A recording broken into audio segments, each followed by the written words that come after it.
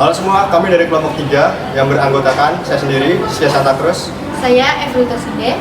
Saya Lintang Devila. Saya Kristina Mutia. Saya Elisa Bersuliani. Di sini kami akan menampilkan video tentang monumen pers yang berada di Surakarta. Selamat menyaksikan. Bye. Bye.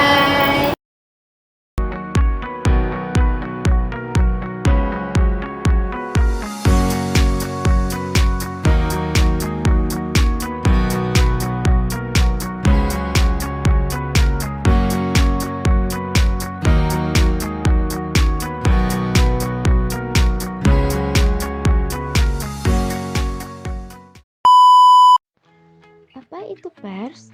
Pers adalah seni atau keterampilan mencari, mengumpulkan, mengolah, menyusun, dan menyajikan berita tentang peristiwa yang terjadi sehari-hari secara indah dalam rangka memenuhi segala kebutuhan hati nurani khalayak. Di sini saya akan menjelaskan tentang sang pewarta, Indonesia Journalism Board atau IJB, untuk mewadahi para jurnalis yang melawan pemerintahan Hindia Belanda. Marto Kartodikromo mendirikan Indonesia Journalism Board atau IJB di Surakarta pada 1914. Pada saat itu, para jurnalis sedang berkobar setelah menyadari kenyataan pemerintah kolonial semakin keras kepada jurnalis.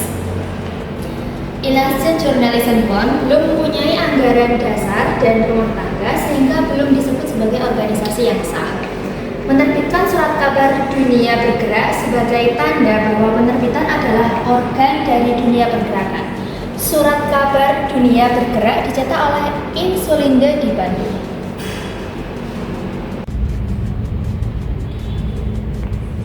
Baik, saat ini saya akan menjelaskan tentang revolusi penyampaian berita. Pada tahun 1615, muncul perintah dari Jan Pietersen Kroon untuk membuat catatan sebagai bacaan bagi orang Belanda di Hindia Belanda. Catatan ini berjudul Memorie der Noveles, ditulis tangan dan dibaca tidak hanya di Batavia, namun hingga Kepulauan Ambon, Maluku. Karena masih ditulis tangan dan belum dapat dianggap sebagai surat kabar, namun inilah awal mula surat kabar hadir di Indonesia. Selanjutnya saya akan menjelaskan tentang salah satu tokoh pers, yaitu Adam Malik. Kepentingan penjajah menguasai media massa ketika Adam Malik berusia belasan tahun. Sementara itu, ia merasakan pentingnya media massa sebagai pendukung perjuangan. Oleh karena itu, Adam aktif memperjuangkan kemerdekaan dengan mengusahakan adanya media massa tandingan.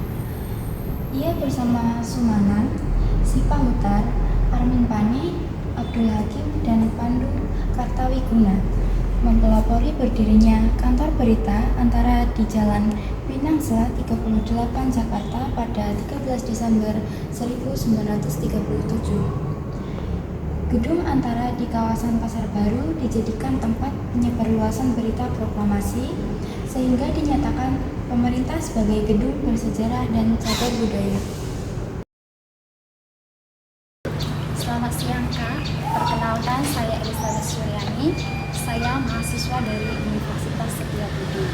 Mohon izin Kak mewawancarai Kakak tentang monumen pers yang ada di kota Surakarta. Apakah diizinkan Kak? Silakan.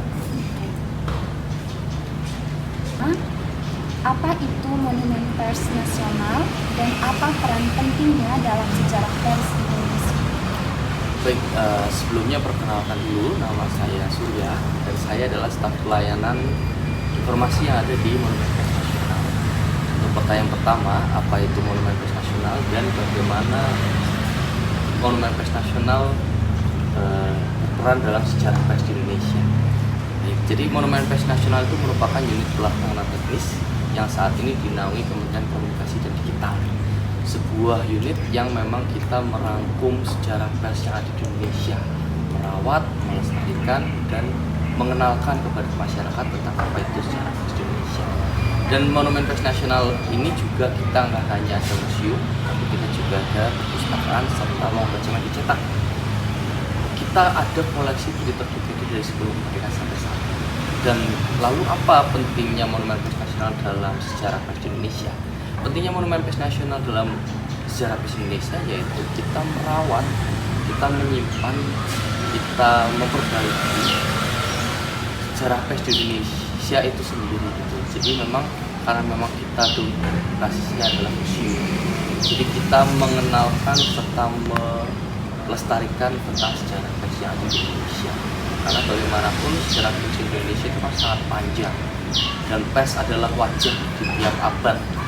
Jadi kalau kita mau lihat tentang apa yang terjadi pada masa lampau, kita bisa melihat dari sejarah pers itu.